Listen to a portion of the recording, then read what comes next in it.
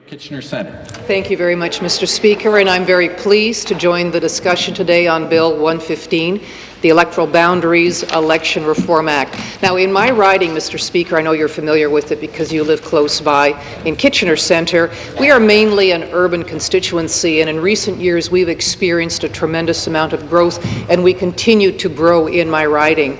We have two new large condo developments that are going up in downtown Kitchener, and if you were in the House just a couple of days ago, you might have heard me speaking to this. One of them is going up at the corner of Victoria in King, and there's another one just a few blocks away from there, still on King Street near City Hall, another very large development going up. This one is called the City Centre condo. So we're going to see thousands of people who will be moving into downtown Kitchener.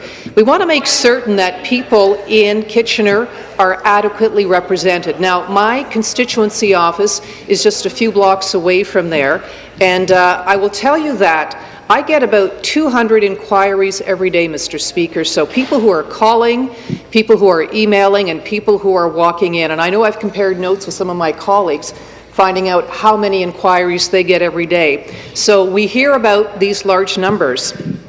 We want to be able to respond to people in a very timely and effective manner.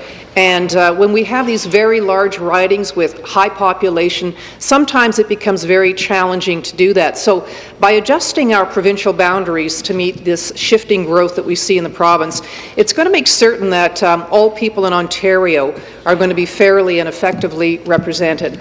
Mr. Speaker, recently I was very fortunate to attend an Eastern Leadership Conference event that took place in Philadelphia. This was in August.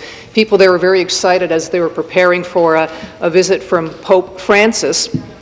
I was very excited too because it gave me a chance to compare notes with some of the other legislators who were there. Mr. Speaker, your own colleague from Bruce Grey Owen Sound was in attendance. There were only two of us there from Ontario, but the rest were from Quebec and Nova Scotia and the eastern U.S. states, so places like New Jersey and Maine and New York. Now, asking some of these other legislators, the Canadians, what were their ridings like? And I asked a particular member from Nova Scotia how many people he was representing in his riding. He said 14,000.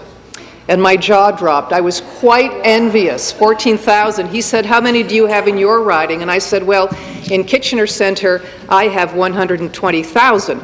But when I hear my colleague, the Minister of Social Services, talk about 250,000, I guess, you know, I can't hold a candle to you. That's an awful lot of constituents that you are trying to represent.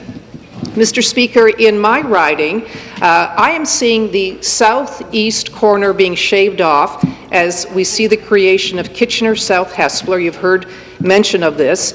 And considering the growth that is occurring in the core of Kitchener, I've mentioned this. This makes great sense. Again, it's a capacity issue, and we want to make sure that we are there to help people effectively and in a timely manner. When somebody calls or emails or walks in off the street and needs help, we want to be able to answer their questions quickly and effectively. So we are adding 15 new seats based on the new federal boundaries.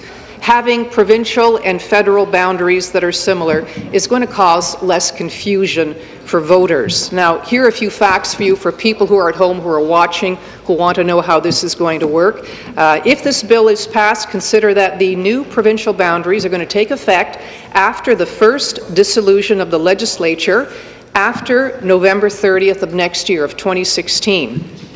So the new boundaries will be in place by the next election in 2018. Any by-elections that may happen between now and then, and Mr. Speaker, you never know when that's going to happen, we're going to base this on the current electoral map. Mr. Speaker, we've been asked how much this is going to cost. We're looking at $8.8 million to create 15 new ridings, and this is going to mean hiring more staff, renting offices, getting equipment such as accessible voting machines. So, Mr. Speaker, this is not a complicated bill. We want to strengthen our democracy. We want to provide effective representation for our constituents right across Ontario, and we want to streamline provincial boundaries with federal boundaries. Now, I might say to you, Mr. Speaker, that I'm happy to see my seat shrinking. But I won't say that because it sounds a bit peculiar to say that, so I will leave it at that. I know some of you are seeing your seats shrinking too. It's a bit peculiar. I will be supporting Bill 115, and I strongly recommend that my fellow legislators do as well. Thank you.